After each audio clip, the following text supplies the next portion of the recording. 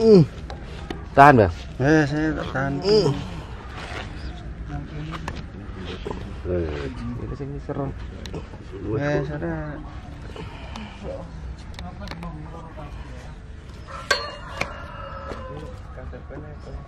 Tolong ember, Bah, semati. Oke.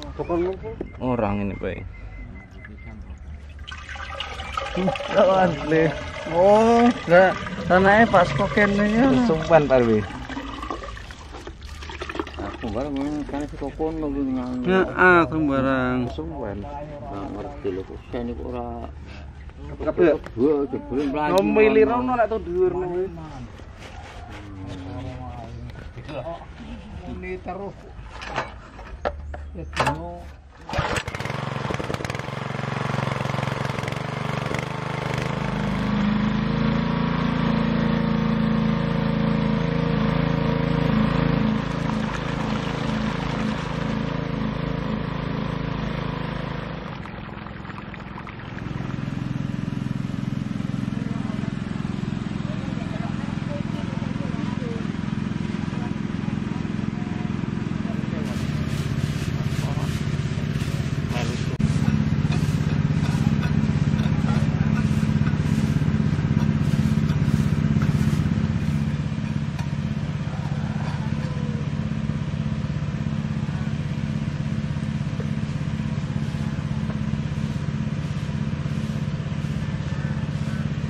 Iki, Kang. Iki kan iki. Ora iki. Iki sampean karo kono. Oh, mengisor. Tadi gue karo ngisor video.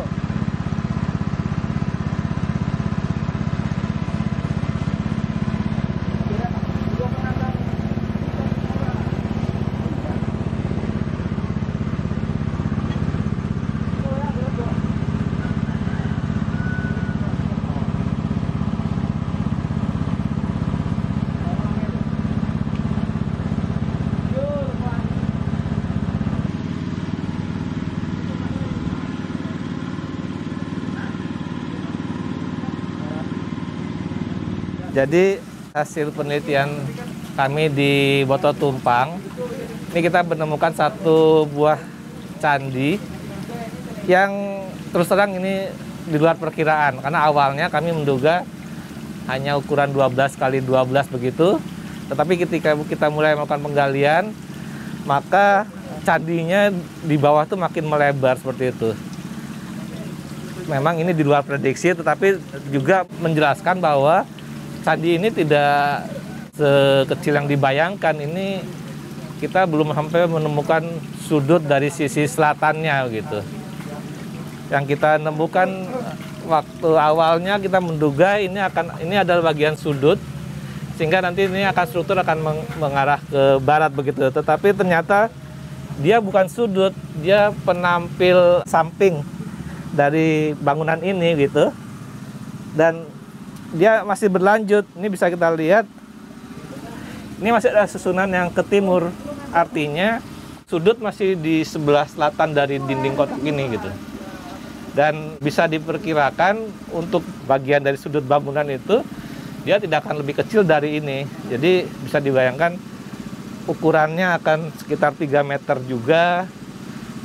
Dan nanti belum ditambah dengan lantai bata di depannya seperti yang kita lihat di sini, semua dikelilingi oleh lantai bata. Ini juga baru temuan yang pertama di sini, karena kalau yang saya tahu biasanya langsung ke tanah gitu. Tapi sekarang justru di candi ini semua diberi lantai, dikelilingi oleh lantai bata yang ujungnya kita bisa lihat di sana itu hampir 2 meter lebih, 2 meter 7 kalau dari sini. 2 meter 70 ya, PKS itu 2 meter 70 lantainya ini. Seperti saya lihat di sana, karena itu sudah habis di 3 meter 50 ya, kita akan menemukan permukaan bata yang memang dibuat untuk pondasi padatan tanah, yang memang itu untuk pondasi meletakkan susunan bata ini gitu.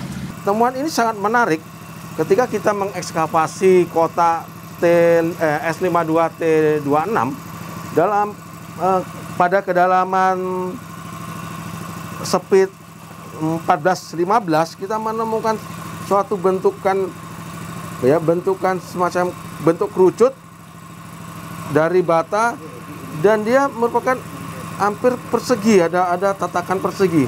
Ketika kita buka balik bahwa wah, ini ternyata ada lubang. Ini adalah merupakan suatu pucuk dari stupa. Sangat menarik.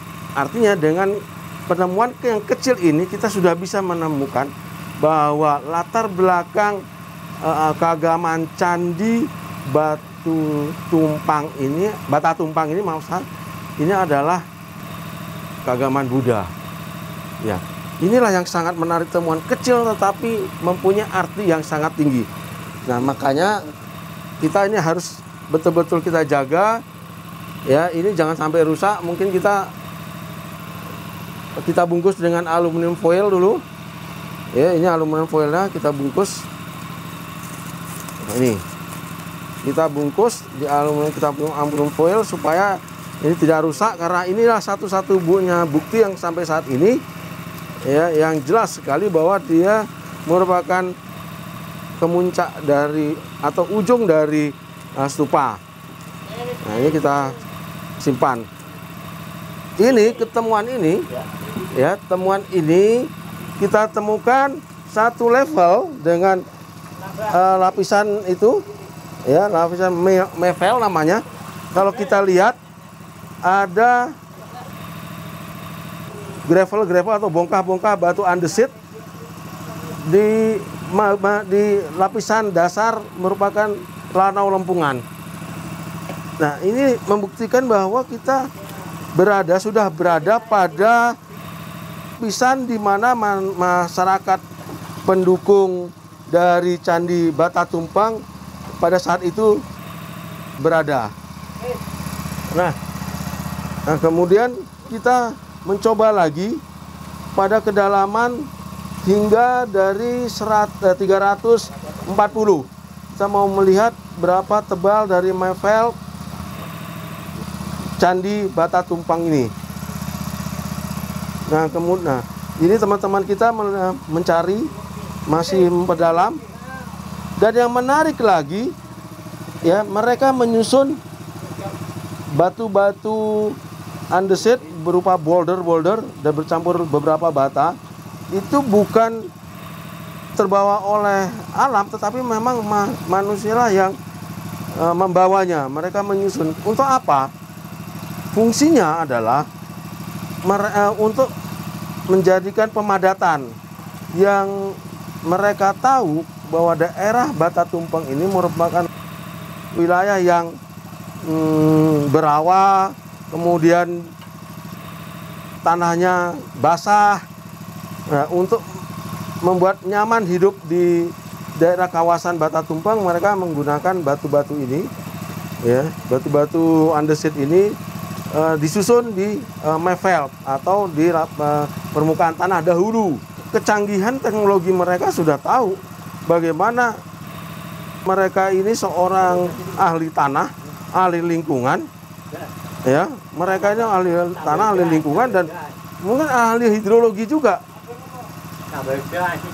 Nah, ini kita bisa belajar dari hasil penemuan-penemuan di kotak ekskavasi ini.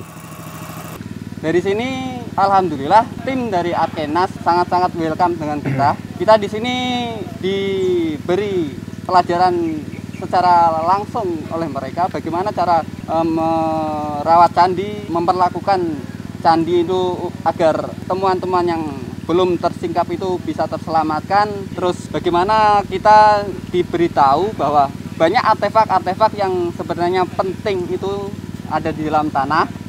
Itu kita, walaupun itu hanya secuil reweng yang besarnya nggak lebih dari kuku, itu ternyata sangat penting untuk dipelajari di kemudian. Hal-hal seperti ini kan kita selama ini tidak tahu. Dari sini kita bisa belajar kayak gitu.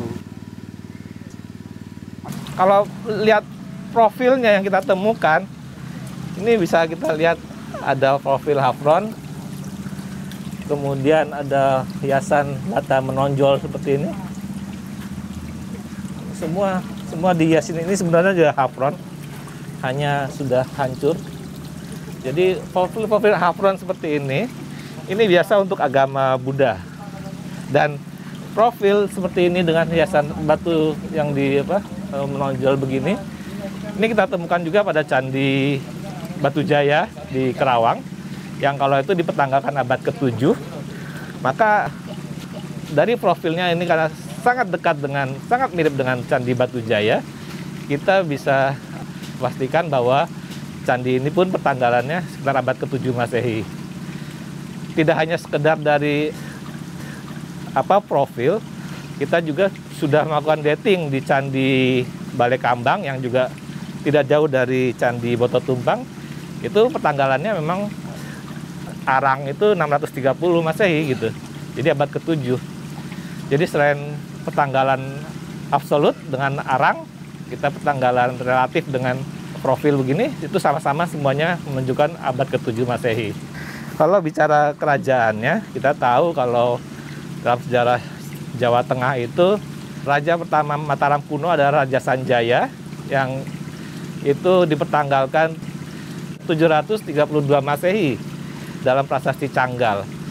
Sedangkan ini 630 Masehi, artinya ada jarak yang cukup panjang, mungkin sampai sekitar 100 tahun dari Sanjaya, yang kalau dalam berita Cina abad ke-6 ke-7 itu sebelum Mataram kuno itu ada kerajaan Holing di Jawa. Nah, dengan temuan ini menguatkan sebenarnya bahwa kerajaan Holing dengan Ratu Simo itu bukan sekedar cerita, tapi memang mereka pernah eksis di pantai utara Jawa. Dan salah satu temuan inilah yang menguatkan bahwa mereka pernah hadir di Jawa.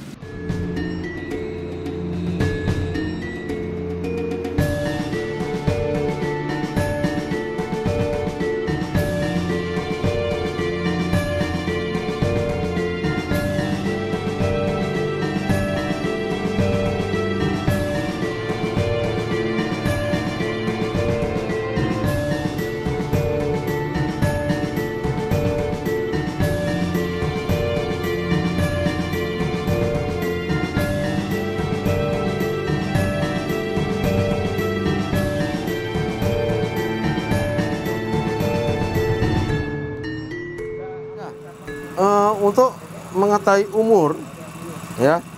umur, kita bisa melihat secara relatif atau absolut. Nah, sementara kita mengatakan relatif aja dahulu, ya, kita samakan karena ini temuan konteksnya dengan candi, ya, yang secara arsitekturnya dia abad ke-7. Oke, kita bilang ini abad ke-7. Berarti Kemuncak ini adalah Kemuncak Stupa ini adalah abad ke-7. Itu yang pertama. Yang kedua, penemuan yang bersamaan kontekstualnya dengan Kemuncak ini kita temukan ini yang menarik lagi. Nah, ini kita lihat, ya, ada temuan beberapa tembikar. Ini, ya, ada beberapa tembikar. Ya, ini bagian dari kendil ini, ya, bagian bibir. Ini ada tembikar. Nah, yang menarik bukan hanya sekedar tembikarnya, tetapi pola hiasnya. Ada pola hias yang sangat menarik sekali, ya. Nah, ini yang pertama ada pola hias. Nah, ini ada kelihatan masih ada garis-garis, ya. Ini masih kelihatan, ini garis-garisnya masih kelihatan, berarti ada pola hias garis ini juga. Nah, kita cuci dulu sebentar, ya. Nah, ini masih ada kelihatan. Nah, ini artinya selain garis-garis, bentar dulu kita lihat ada pola-pola lain. Pola hiasnya ada yang red slip. Sebentar, saya pilihkan ada red slip. Nah, ini. Nah, ini ada garis-garis ini bagus sekali. Ya. Nah, ini kemungkinan, ya, ini kemungkinan jala, tapi ini sebagian dari jala. Ya, ini mengartikan dia ada pola hias jala, ada pola hias garis, kemudian ada strip merah. Artinya bahwa ada budaya yang berlanjut dari budaya Austronesia hingga sampai budaya yang ada di Bata Tumpang ini. Ini yang sangat luar biasa. Artinya bahwa kita bisa mengetahui ada korelasi, ada kesinambungan budaya dari yang 1000 sampai 2000 tahun sebelum Masehi sampai abad-abad ke-7. Buktinya ada di Bata Tumpang. Inilah luar biasa Bata Tumpang ini. Temuannya kecil tapi berarti. Ya, jangan sampai ini hilang, apalagi yang ini. Saya bilang ini sudah saya bungkus ini. Ya. Nah, yang bertanggung jawab pada kota S52T26 itu Pak Mas Windu. Nah, saya serahkan ke Mas Windu. Ini harus Mas Windu yang megang tanggung jawab. Ya, sebenarnya persoalan Ratu Simo dan Holing itu bukan persoalan baru. Itu sejak zaman kolonial Belanda pun sudah banyak peneliti yang mencoba menjelaskan keberadaan kerajaan Holing dan Ratu Simonya. Sehingga banyak hipotesa yang bermunculan. Ada yang mengatakan bahwa dia di Pekalongan, ada yang mengatakan di Semarang, ada yang mengatakan di Rembang, dan sebagainya. Tetapi hipotesa itu belum didukung oleh bukti arkeologis begitu. Justru pada saat inilah kita sudah menemukan bukti arkeologisnya bahwa kerajaan Holing itu ya tidak jauh dari sekitar Muara Kalikuto gitu. Kita patut bangga menemukan bukti-bukti arkeologi yang berupa bendawi di Kabupaten Kendal ini, berupa susunan bata dari Candi Bata Tumpang.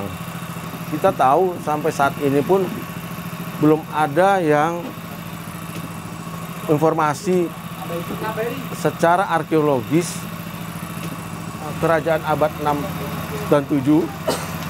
Maka kita ada beberapa teori dahulu mengatakan bahwa kemungkinan memang di pantai utara, namun kita cari belum ketemu. Alhamdulillah pada saat ini kita ketemu, ya, dan benar-benar kita menemukan inilah yang kita cari, ya, di Kendal. Ya, kita harus lakukan penelitian sampai betul-betul ini tuntas, dalam artian bahwa ini bisa nantinya bukan hanya sekedar cerita membanggakan masyarakat Kendal, tetapi betul-betul kita bisa memanfaatkan situs Bata Tumpang ini bagi kita juga. Dari sini kita akan bisa mengatakan merajut benang merah budaya yang hilang Nusantara. Itulah yang kita ajar. Nah, artinya buat Kendal bahwa Kendal diberikan untuk melanjutkan kejayaan pada masa abad 6-7 sebagai tadi benang merah untuk budaya Nusantara. Itu tanggung jawabnya. Bagi ilmu pengetahuan, kita akan bisa menerangkan generasi berikutnya bahwa dari Kendal, ya, dari Kendal kita bisa bercerita awal Kalimantan menyambung ke Jawa, Jawa Tengah hingga Jawa Timur hingga Sumatera. Itulah yang ada di Kendal. Kendal adalah sebagai penghubung. Maka kami sangat menginginkan bahwa mari kita masyarakat Kendal, terutama pemerintah dan anggota dewan yang selalu berbicara tentang budaya pariwisata, inilah saatnya. Mulai dari sinilah harus kita bangkit bahwa Kendal memiliki apa yang bisa dibanggakan. Kalau menurut saya pribadi ya, karena saya itu sebagai pemerhati atau komunitas cagar budaya di Kendal ini, ya tentunya sangat bahagia sekali ya.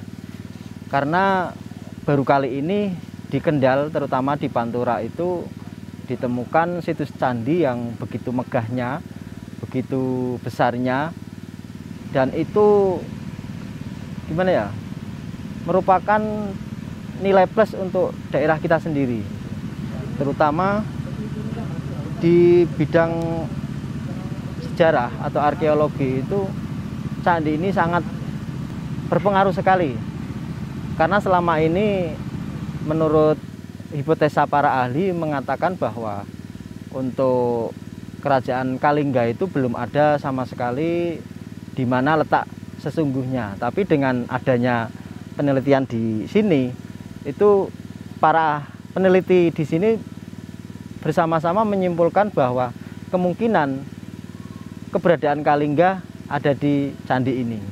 Jelas, itu akan menjadi kebanggaan kalau misalnya kita buat cek, misalnya ini awal peradaban Hindu-Buddha di Jawa Tengah, sebagai penanda awal, ya di sini gitu. Sebelum mereka mampu membangun Borobudur begitu besar, perlawanan, mereka sudah hadir, sudah eksis dulu di sini, 100 tahun lebih dulu begitu. Jadi inilah kebanggaan kita bahwa sungguhnya awal mula peradaban Mataram kuno atau peradaban Hindu-Buddha di Jawa Tengah, yang mulainya di sini, startnya di Kendal ini.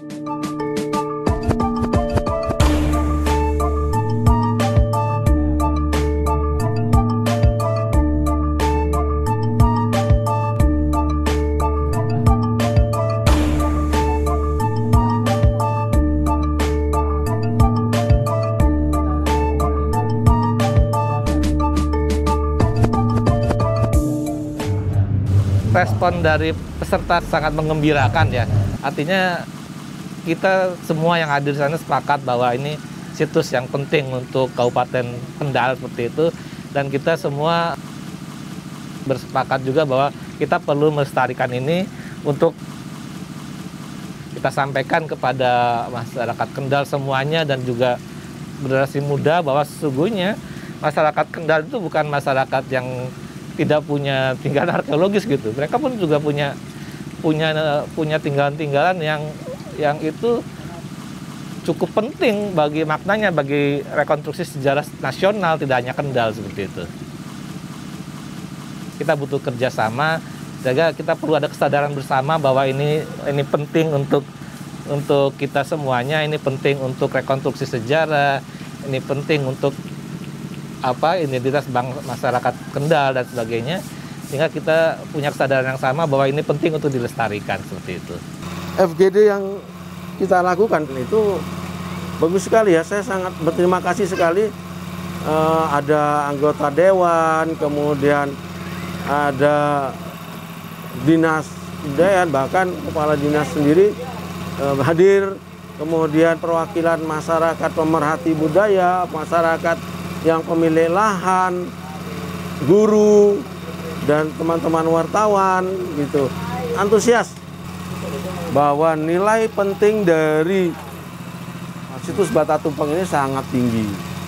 Banggalah jadi masyarakat Kendal sebagai perajut benang merah budaya Nusantara. Ini sekarang sudah menjadi kajian penelitian dan sudah terungkap. Yang dulunya Nyun Sewu, dulu orang sini menyebut ini adalah peninggalan wali, yaitu masjid yang tidak jadi. Tapi karena adanya kajian ini, sekarang sejarah menjadi apa yang sebenarnya. Ini adalah hasil kajian ilmiah. Peneliti sendiri ini barang istimewa. Sayang kalau kita sebagai masyarakat Kendal itu tidak, ayo kita sekuyung bareng, kita perhatikan ini menjadi aset yang sangat berharga buat Kabupaten Kendal terutama, dan Indonesia untuk lebih luasnya.